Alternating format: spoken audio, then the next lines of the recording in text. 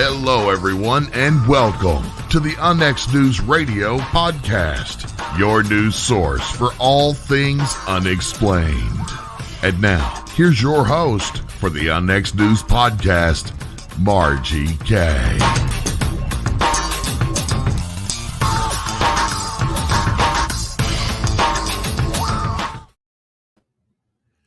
Welcome to the program. I'm your host, Margie K., and this is Unnext News Radio and podcast. We are sponsored by UnnextMedia.com, and I just want to share with you that Unnext Media has some really good books that are available right now at UnnextMedia.com, and we have a couple that are brand new or fairly new, the Fast Movers, Evidence of High-Speed UFOs and UAPs, written by Bill Spicer and Wayne Lawrence and myself. And I think you would find that extremely interesting.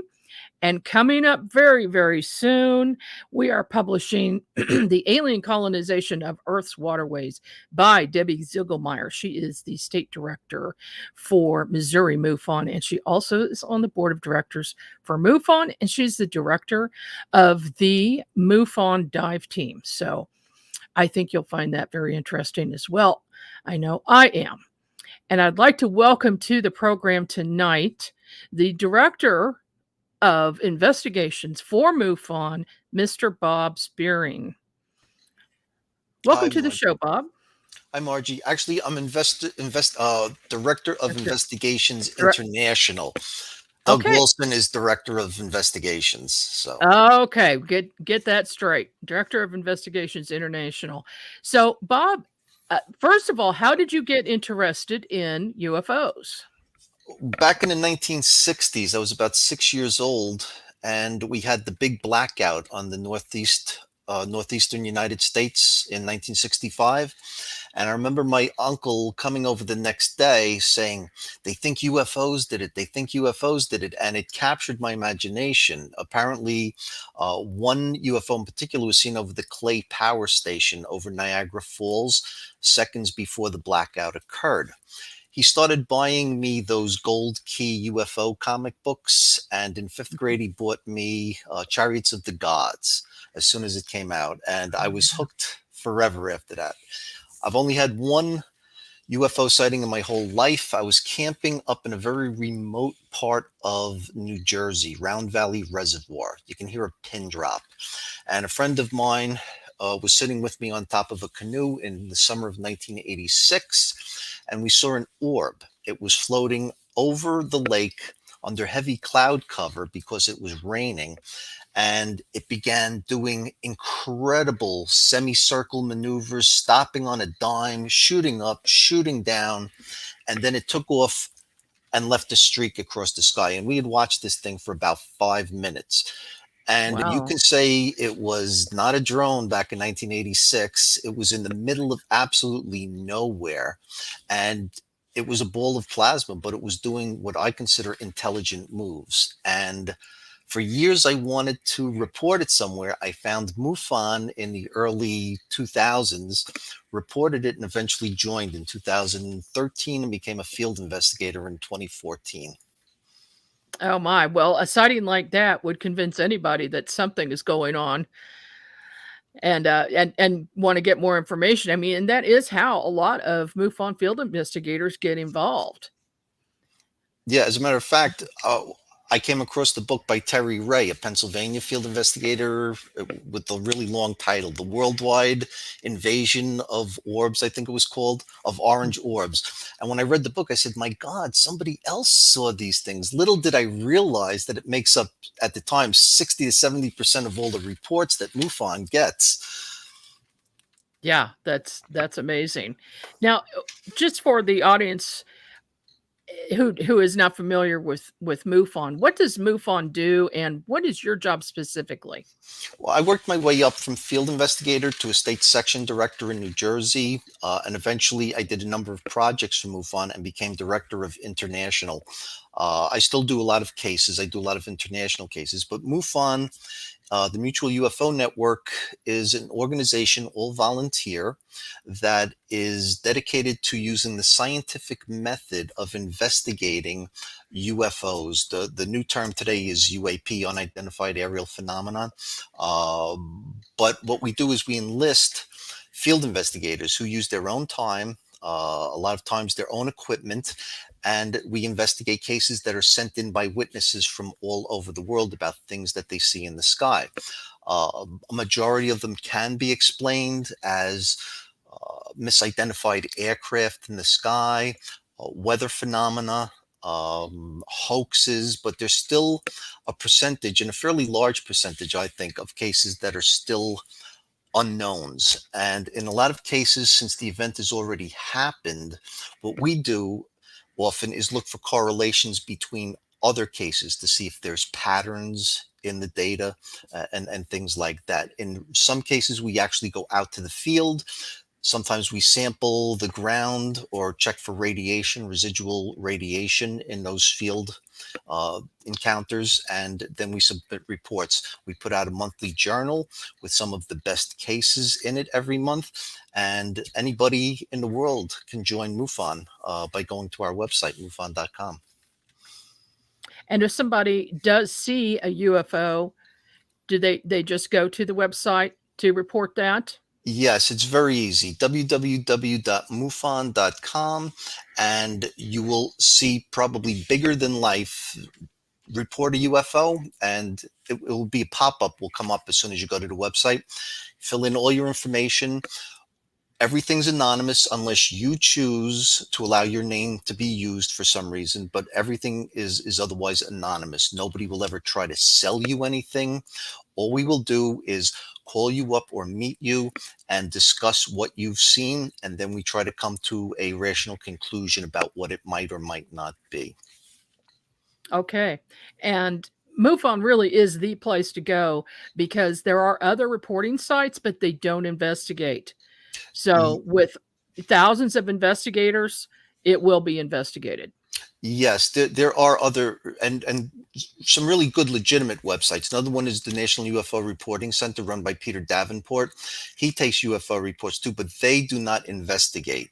Only MUFON is the only investigative agency in the world that investigates UFOs. And I'll be perfectly honest with you, it has been a joy and a privilege to be an investigator.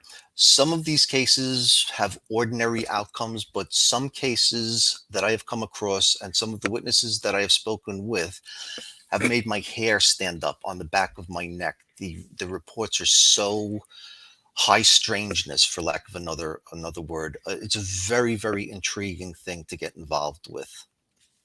Well, and we are going to cover some of those cases this evening. So let's go ahead and start off with the Long Beach, California sighting in 2020. Okay, I should have prefaced this. MUFON has their annual symposium. This year it's going to be in Las Vegas from August 27th till the 29th. It's also available online to anybody that can't attend in person. The final segment on Sunday afternoon is going to be MUFON's top cases of interest from 2020. We picked 5 of the most interesting cases. Not all of them have unknown attached to them, and we found that these 5 were the ones that were particularly interesting. The first case, which you just mentioned, is 109534. It's from Long Beach, California, and it occurred on June 17th, 2020. Basically, a mother and her child were driving in Long Beach, California, when they spied a very large, not triangle, but V-shaped objects with light on the bottom of them.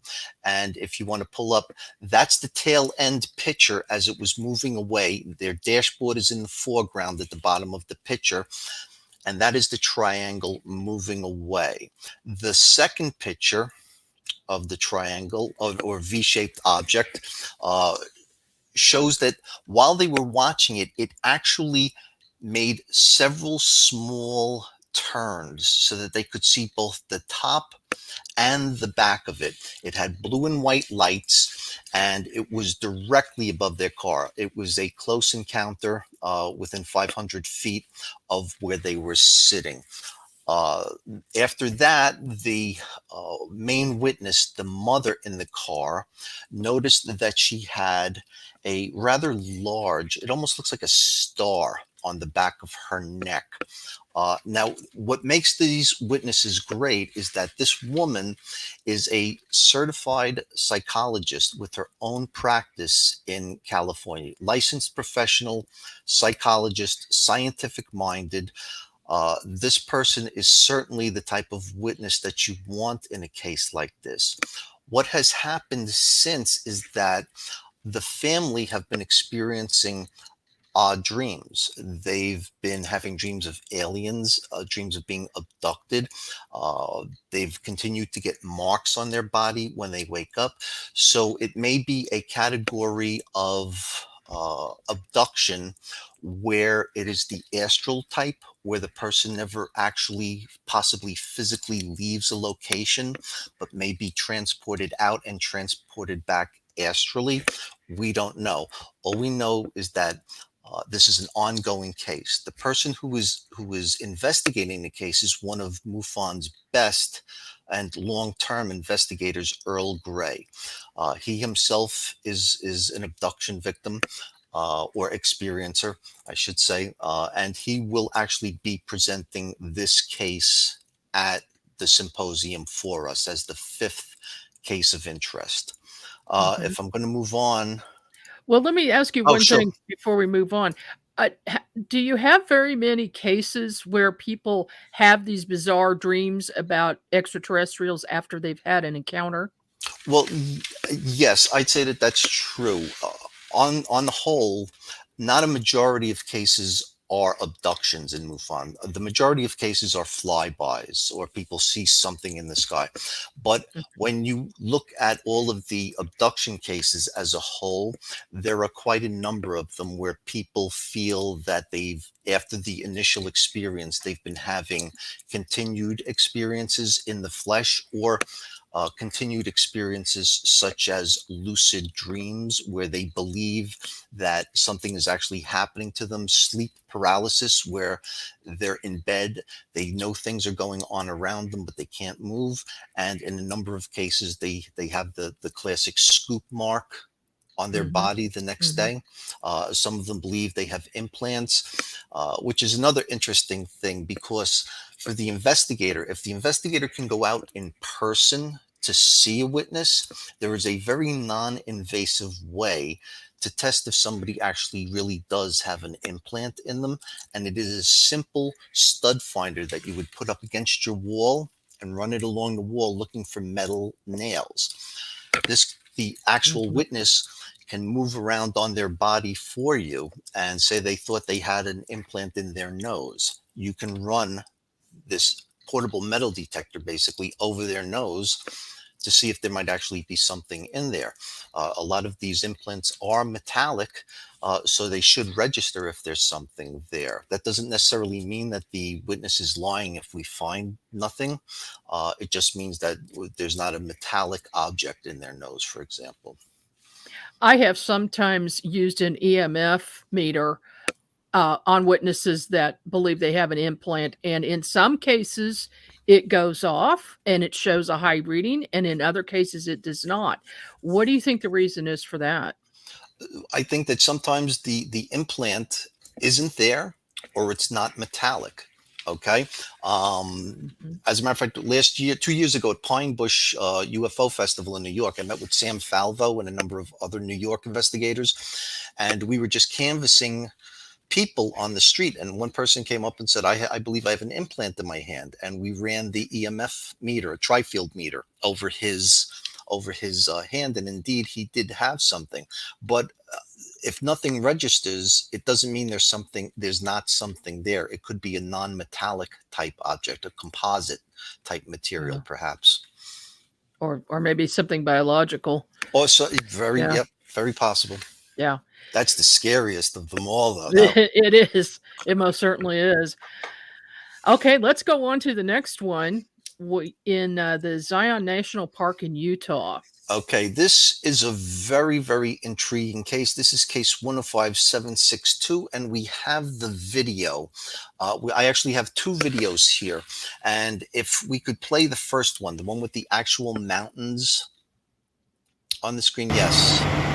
This is only 50 seconds long. You can see the object was taken from a pilot's cockpit. The pilot was in a bombardier jet heading south over Zion National Park, Utah.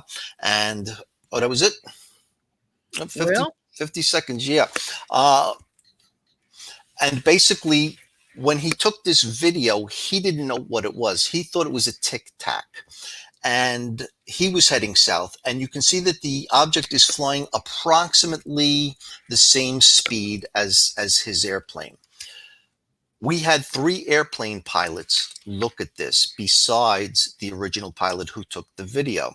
None of them can explain why there seems to be no wings on this. So we did a lot of photo analysis. We had 3 photo analysis experts. We had Sam Falvo from New York, who is a photo analyst from MUFON.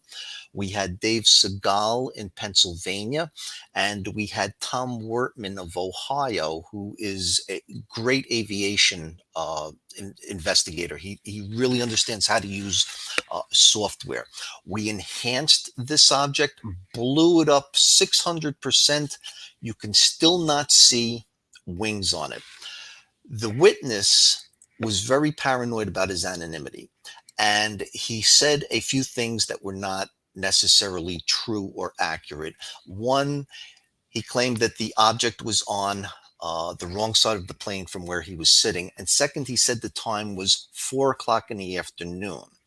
What Tom Wortman did was go to the video's metadata. And there is a program that you can download for free if you're a field investigator from the internet called Media Info. And it's one of the only programs where you can actually pull metadata for a video. And he pulled the metadata for this video, and it showed that the actual time that this was taken was not 4 o'clock in the afternoon. It was taken at 6:57 in the evening. And this is verified. Everything else, including the latitude and longitude, showed that it was the proper day and that this is Zion National Park. So what Tom did was go into Flight Radar 24 and began looking for possible flights. The bombardier pilot who took the picture, the video, would not tell us who he was or what his hub was that he was flying to. But we were able to figure out it was a bombardier jet, and that it was at 6:57 at night over Zion National Park. So if you go to the second video here, you see 2 planes. One is at the top of the screen coming towards the center, and one is coming towards the bottom center.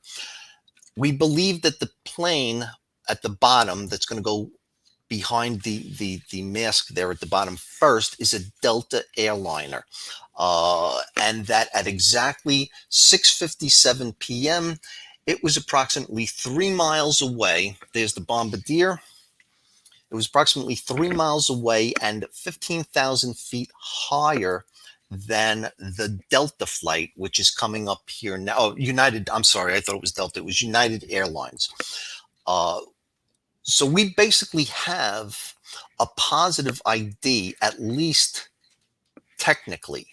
The problem is when everyone looks at the video, there are simply no wings on the object. So we thought about what could be the possibilities for this.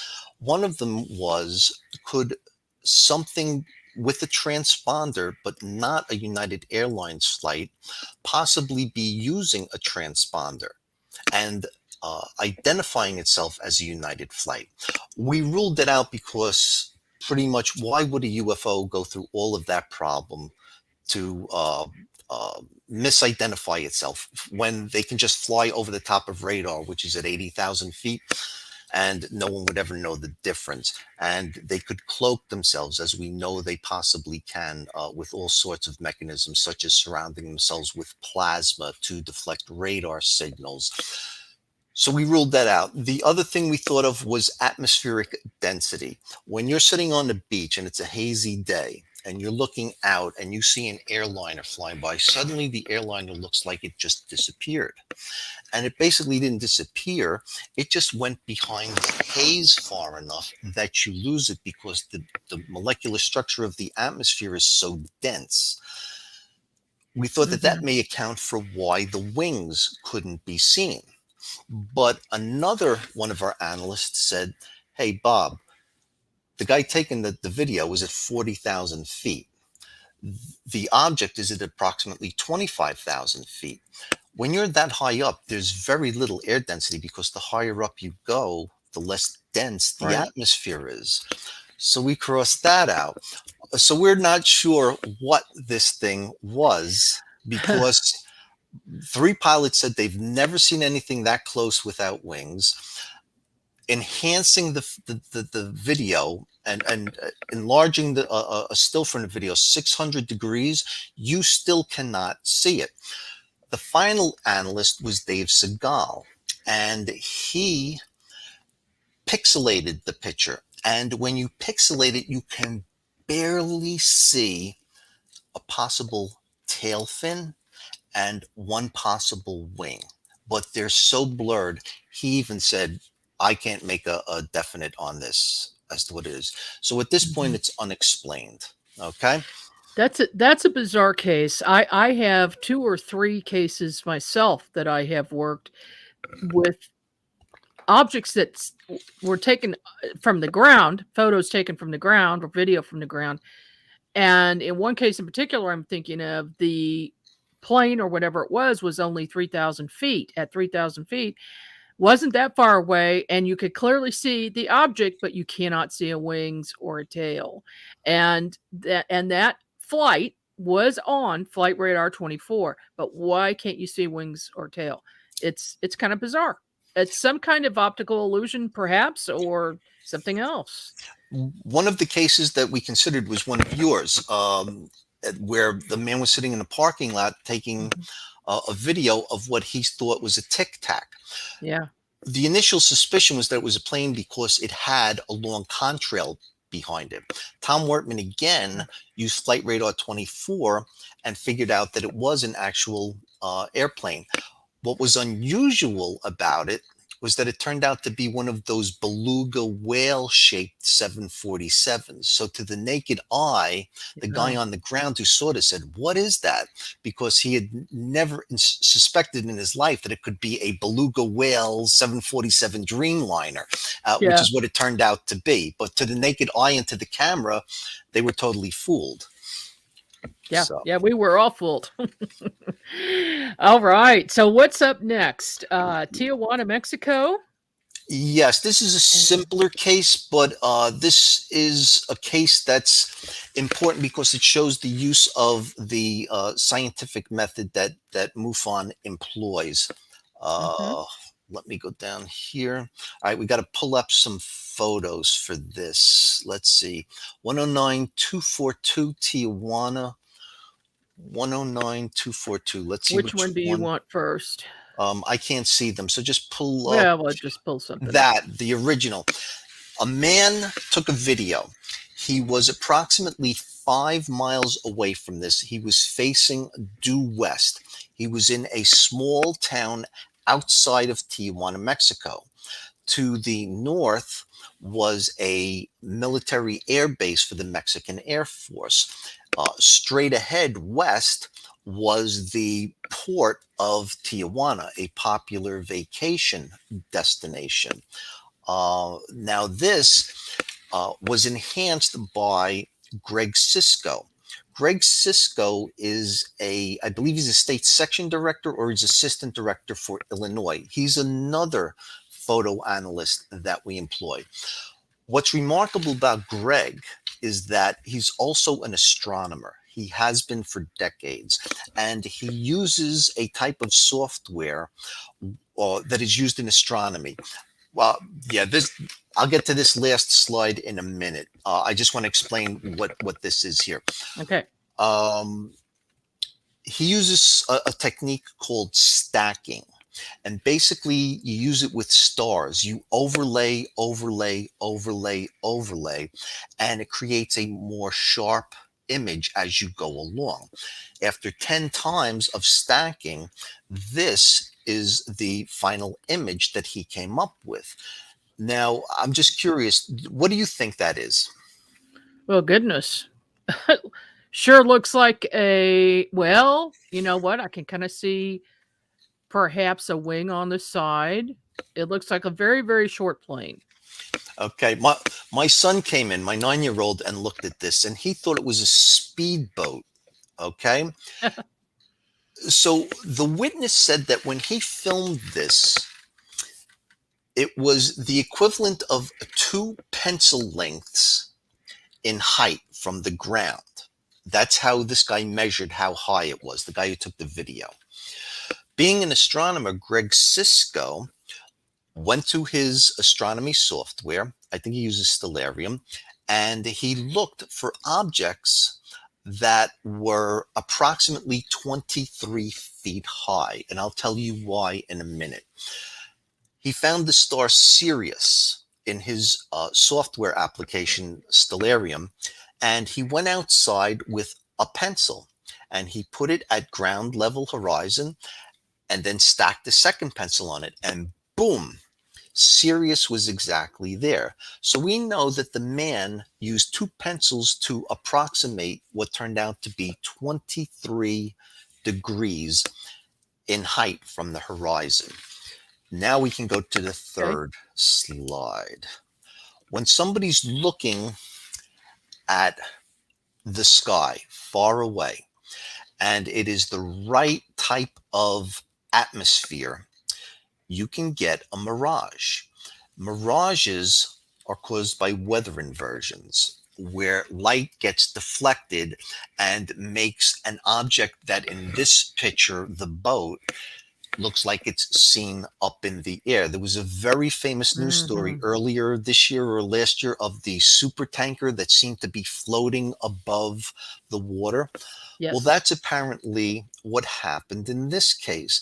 The man was facing the port of Tijuana. And if you put up the enhanced object again, we can show you exactly what it is. It was a luxury liner. Wow. Wow. Okay, that's a big boat right there, big cruise That's ship. the original Yep, right it's there. a mirage. It is exactly 23 degrees above the horizon.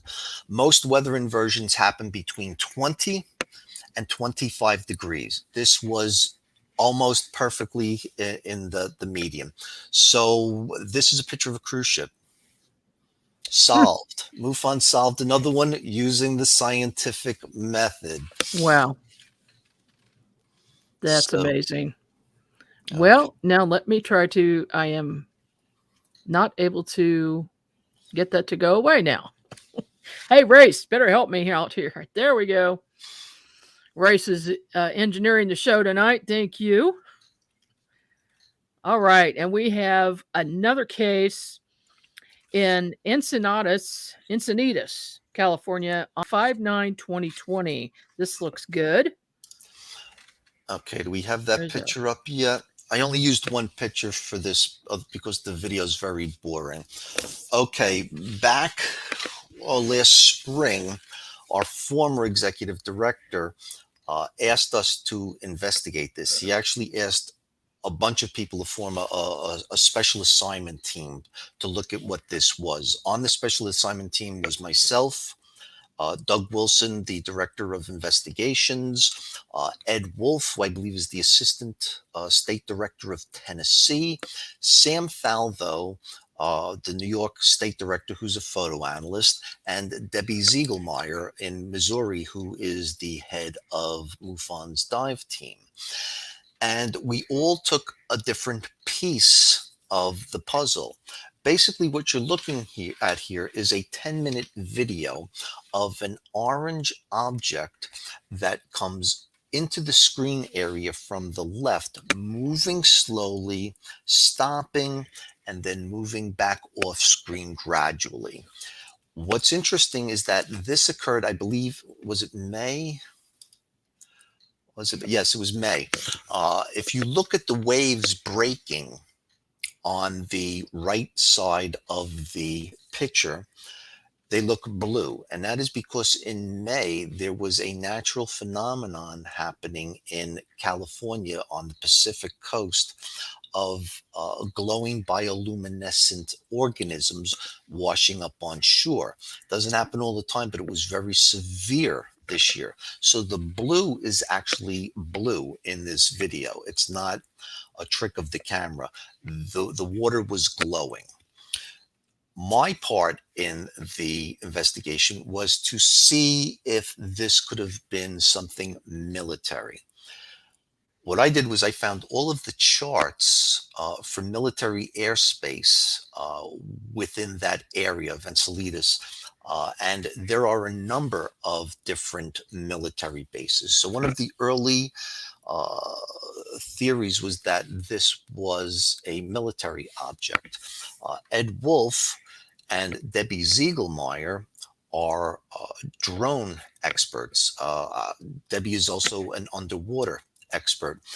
Uh, Ed Wolf flies drones. We initially suspected this was a drone. Whether or not it was military, we can't explain at the time. Sam Falvo, our photo analyst, did an extensive study of it, determined that it was not a possible reflection off the video screen, that it was an actual object.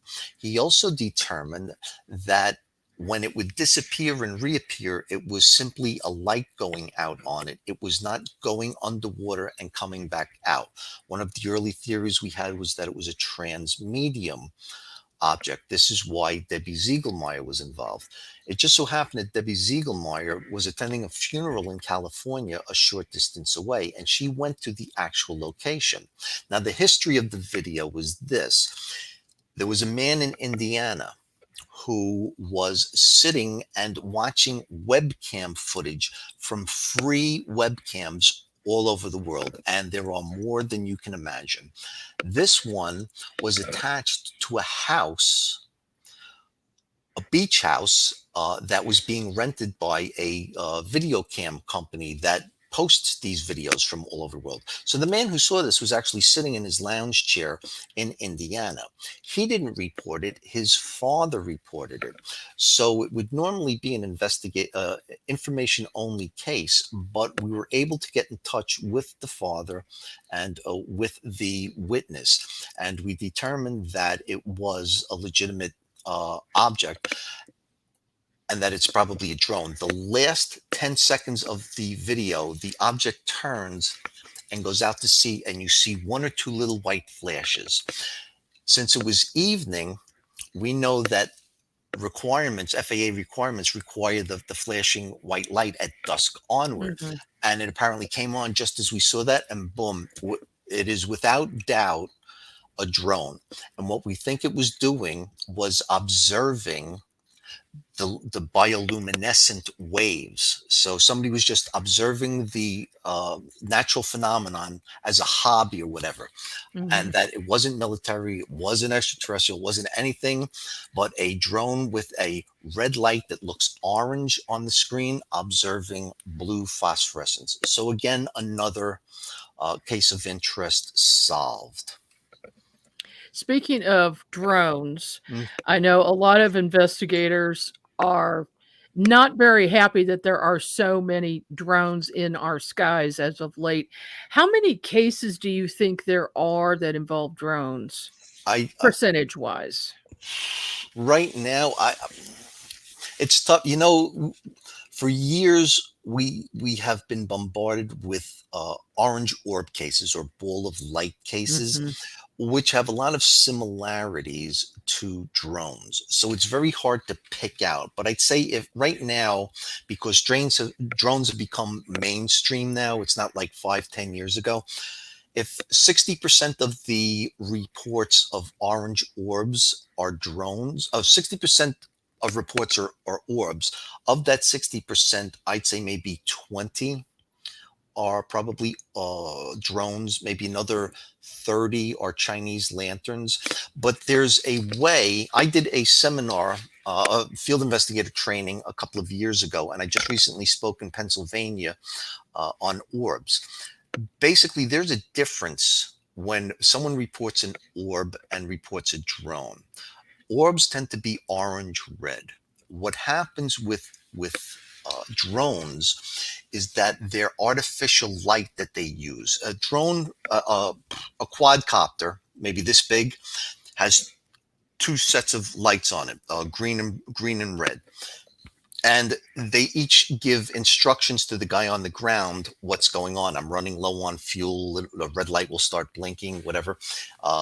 So these drones tend to have cherry red glows about them as opposed to an orb.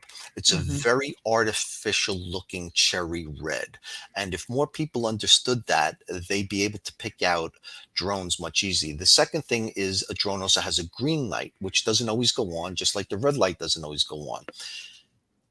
Once the green light comes on and you see a green and red light in the sky, you automatically have to say, and it's blinking, this is probably something man-made. Right. Interestingly enough, orbs are attracted to fireworks. And there's a theory behind that fireworks are radioactive because they contain strontium. Okay, it helps with the explosion glow.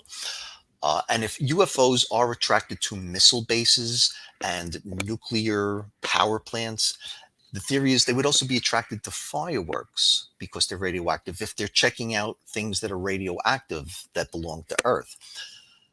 Unfortunately, now with all of these fireworks shows, the person putting on the show utilizes drones to help them. So now people on the 4th of July are reporting orbs, which is the biggest day for orbs. They're reporting drones. So when you get to July 4th of any year, Oh yeah. it's everything is glowing red and orange, and half of it is Chinese lanterns, the other half of it is drones, and a small percentage of it may be actual orbs. So just if you look at July 4th, you'll see what I'm Yeah. talking about in a It's CMS. the investigator's nightmare day. Yeah, yeah. Actually, week. Uh, Yeah. Okay. So we've got another case here in Reynosa, Mexico, March 28th, 2020. okay, this was my case. I did this with Euban Uarte, who is the Northern California state director.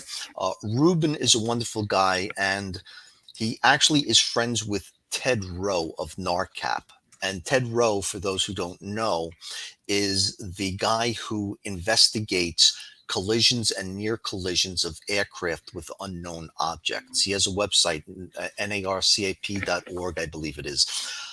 And the guy is just a library of information. So we got this video from a pilot of a FedEx plane. And the man's name was Eric Delgado, and he has no qualms about us using his name. He has no qualms about losing his job. He says, I'm ready to retire anyway, so I have nothing to fear from the FAA or FedEx or anybody else. His co-pilot asked for anonymity, which we gave them. Basically, they were flying auto parts from a Ford plant that had delivered them to the airport outside of Mexico City, and they were flying them up to Tennessee. So they were on a gradual northeast slant the whole time. The area after you leave Mexico City up until Reynosa, Mexico, which is right across the border from Brownsville, Texas, is pretty desolate. And it is known for unusual encounters. Basically, they were halfway through this dead area of desert and small towns when on the left side of their aircraft, an object came down and began accompanying them. To the naked eye, the object looked yellow and it had a very thin tail. And that's important, and I'll go into that in a minute. It stayed with them 30 minutes, flying right outside their aircraft. Eric Delgado, the pilot, had been flying for FedEx 20 years. Before that, He flew C-17 tanker jets for the military, refueling jets. So this guy was in combat situations, flying without lights, fueling fighter jets behind him. Okay, Mm-hmm. this guy was a highly experienced pilot. His co-pilot was an F-15 fighter jet pilot when he was in the military. So these guys are great witnesses. These guys have seen it all. And when Eric Delgado says, I estimate the object was half a mile off our left side, even though he had a pitch black infinite background and it's hard to determine distance that far, I believe the object was a half a mile out Mm-hmm. from their plane. The weirdest thing about this case is that it accompanied them to the United States border. At exactly Reynosa, it broke off to the west and flew away. It would not Wow. cross the United States border. So this brings up a number of really interesting questions. Okay, first of all, let's say it was a weather phenomenon. Let's say it was ball lightning. Ball lightning only lasts several seconds to at most a minute, and it's usually the size of a fist, and it usually explodes when it's done. Whereas orange orbs, for lack of a better term, balls of light, balls, they will last as long as you see them. They don't blow up. All right, they're 5 feet in most cases, average, and they're intelligent possibly. So if this was a weather phenomenon and it came down, it probably would have been magnetically attracted to the plane and should have flown right into the plane and exploded. But it did not. It came down and assumed a parallel course. The second interesting thing is that it had a tail. Okay. And when we got in touch with Ted Narcap, he began to explain a whole bunch of things that blew my mind. First of all, when you have a ball of plasma, it doesn't leave a tail. If you have an object within a ball of plasma, it leaves a tail. So this was the first suggestion that this may be a plasma enveloping some sort of metallic object. Okay. The second thing was that it was intelligent enough to know when it reached the United States border to break off. Okay. Yeah. Third question is, well, what is it about plasma around a metal object? Here's the thing, but it still leaves us with one question when we're done. According to Ted, plasmas deflect radar signals. They absorb radar signals, not deflect them, absorb radar signals. The United States military right now is developing a system where their F-35 and F-22 fighter jets shoot out plasma screens. So if, say, they're over Iran and Iran has a ground radar looking for military incursions from U.S. aircraft, their radar is going to hit the plasma and get absorbed. And it's going to look like the ray just kept going out into space. There was nothing there. But really, there is a squadron of fighter jets coming to bomb you. Let's say that another group, I'm not going to say from where, has an advanced form of this technology where they can actually wrap the craft.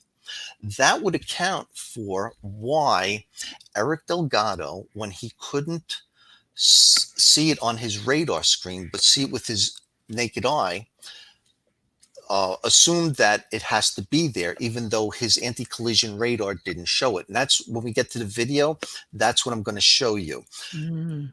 The problem, though, is why did it break off at the U.S. border?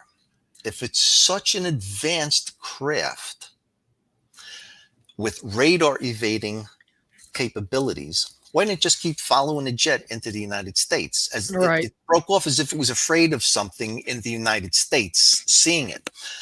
So that leaves us with the lingering question there. If you'd like, we can go to the video now. It's 4 minutes, and I'm not going to play the whole thing for you because I just want to give you an idea of what the object looked like outside their window. And then I'm going to move ahead to where Mr. Delgado does something absolutely brilliant. One, he turned off his cockpit lights so that he'd get a better picture. Second, he had the capability of mind to actually film. How many times have we heard, I had my camera, but I was so mesmerized, I forgot to film it, right? How many other About videos? a million. Yeah. This guy shut off the lights, started shooting video, and then he did something remarkable. And I'm going to go to the end of the video here, 4 minutes in. Might take a couple of seconds. Let's see, can I get... Okay, then I want to talk about that pulsing when you're done. Okay. Okay. In a couple of seconds, we're going to see him pan down to his radar. And where that triangle is, the object should have been right to the left of the front of the triangle. And it's not there. This is an anti-collision radar, which proves that it's evading his radar, yet it's there. Off to the left, the green and yellow area is a storm 40 miles away. Now, one debunker said, if we could freeze that, let me see if I could freeze this here. One debunker claimed that this was Venus they were looking at, which I find hardly believable considering A, it had a tail, B, it was yellow, and they said that when it moved away, it turned a pinkish purple. Third, Venus was low in the sky that night in the west, only it would have been behind them, and they would have had to look sort of down at Venus. This was up above their plane. So 3 things rule out Venus. So the question remains, why did it break off at the U.S. border? But there is no doubt that this is an anomalous object. And that's why we made it the #1 case. And you were going to ask a question about pulsing? Yeah, earlier in the video, you could see this pulsing action. Is that the camera trying to focus? No. There was no sound when we were playing this video now, but at one point he actually says something, and I'm paraphrasing, look, he was talking to his pilot, look, it's pulsating.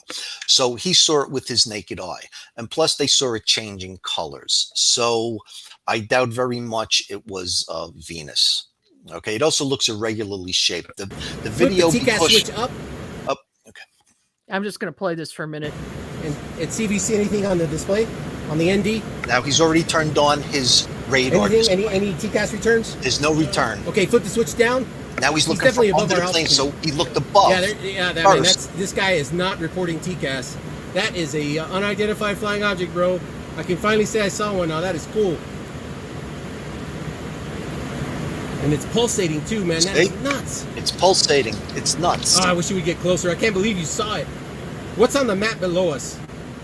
What city? Is it Monterrey? We're over Toulouse.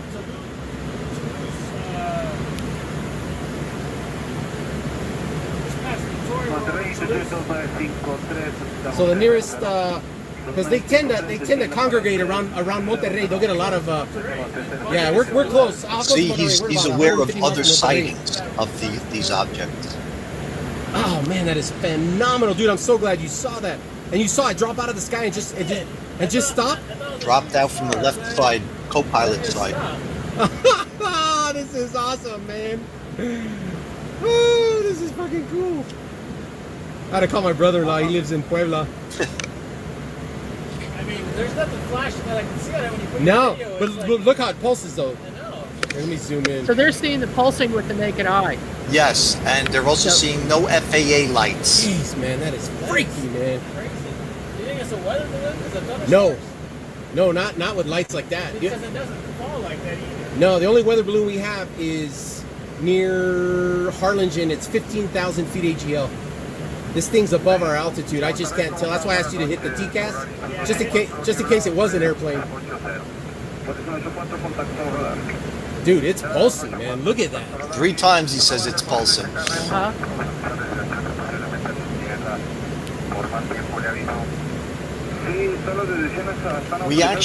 Ruben actually translated the transmissions from the Monterey Tower. They were south of Monterey, moving into Monterey airspace. And when he translated them, there was nothing unusual. No other airplanes reported anything in the vicinity. It was just their airplane. So, but the towers didn't mention anything that they were witnessing it to on their radars. So we So consider we this. have an object that's invisible to radar, that was visible to the naked eye, and they got video of it, and it's pulsing. That And is bizarre. at the border, it broke off. Our final Yeah. question, we actually made this a MUFON Journal article. Our final question was, what else could have been in that plane besides car parts that may have interested this object, whatever it is? We will never know, but Right. we're left with that interesting question. Oh my goodness. That is a great one.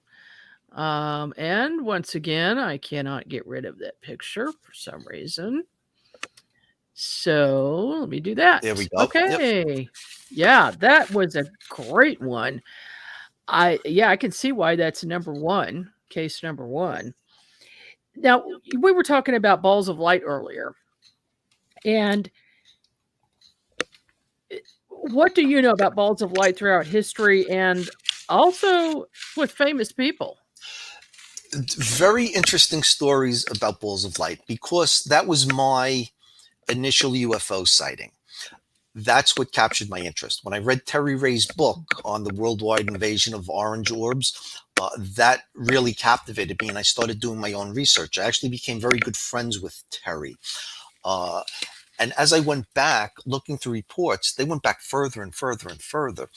There is a very famous but disputed and now lost document called the Tully Papyrus, where Pharaoh Thutmose III in ancient Egypt, during his reign, saw balls of fire come over the capital, which may have been Thebes at the time, or Nashville, I'm not sure. And they multiplied more and more every day till they were brighter than the sun. And this was recorded apparently on parchment, that a fragment was purchased by a man named of Alberto Tully, who worked for the Vatican. He purchased it in 1932, I believe, long before the modern age of UFOs. And when he died, it was lost. The Vatican says they don't have it. And there's some people who've speculated that it was a forgery. All right. 3 prominent Egyptologists at the time saw it and did a translation of it. But since it doesn't exist, there's no way to prove if it ever existed. But what's interesting and helps back up that story is that Thutmose III was involved with a second type of orb story. And this one is on a stela. A stela is a stone that is engraved. And that stone still exists today. Okay. And it tells the story of Thutmose having a civil war with his high priest.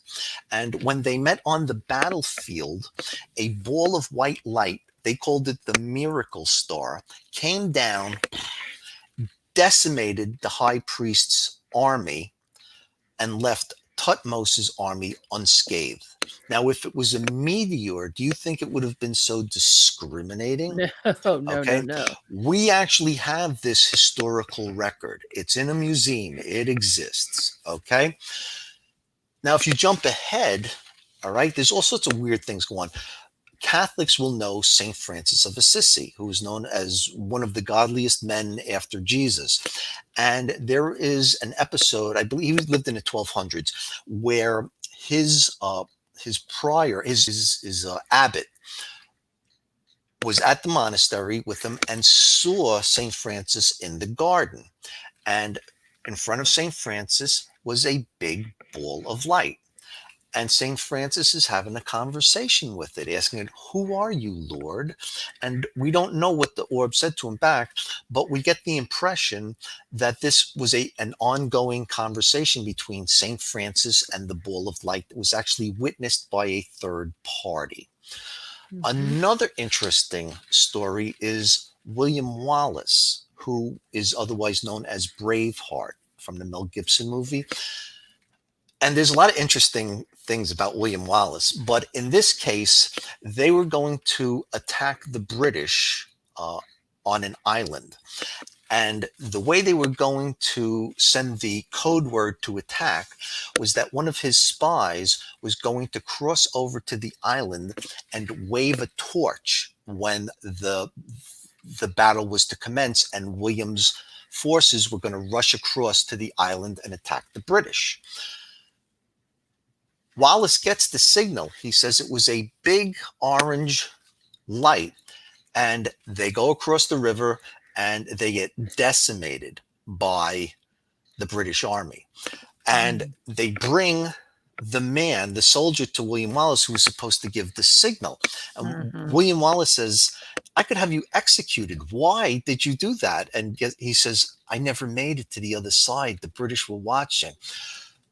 An entire poem was written about this, which I could send you in case any of your listeners are interested, which describes the whole story about this orange ball of light that grew, and they thought it was, but it's in poetry, in Scottish poetry, this incident.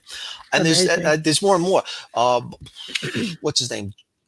Who was the head of the Mormons? Smith. John Smith? Joseph Smith. Joseph Smith. Joseph Smith, months before he encountered the angel, what was his name? Mordecai? Moroni. Moroni, yeah. Months before, Moroni shows him where the golden tablets are hidden under the tree that became the Book of Mormon. They were sitting in camp, and an orange orb came down and flew circles over their heads for about a minute and took off. So we have accounts like these all through history, and there are many more. I have collected in the past 10 years, probably 400 or more historic newspaper articles of people's encounters with orbs. The most recent famous case of an orb and a U.S. president in this case is Teddy Roosevelt. And this is a report that I never see in any UFO books today, but it should be there. There's no mention of Teddy actually talking with the orb, but we know that while he was in his summer White House in Oyster Bay, New York, this was a front page story. A big white ball, star-like ball, came down 300 feet over his Oyster Bay mansion and hovered for an hour and then left. That same night, and I know I only have 2 minutes left here and I'll try to finish this up, he had a very famous chair with the American eagle on the back. That night, the chair split down the middle and broke open. It has since been repaired, but I have a picture of it. Yeah. Are the two incidents connected? It's weird because the very next week, there was a big conference in Europe of allied nations at the time, and Teddy Roosevelt announced that the United States was going to build the world's first modern navy. This is days after his encounter with this orb. The United States modern military machine began.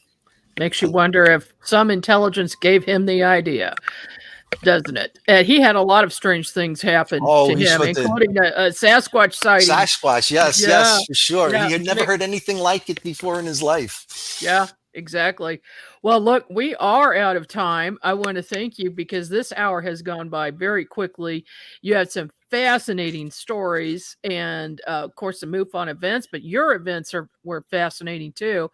I would like to get a copy of that poem and keep in touch with you, Bob, because I know we will anyway, but just love to have you back sometime. Thank you for having me. Hope I see you at the symposium. So. I'm not going to go, but I'll see you virtually. Okay. All right. Thank you so much, Bob. All right. Thank you, Margie. All right. I'm Margie K. This is Onyx News, and I will see you right here next week.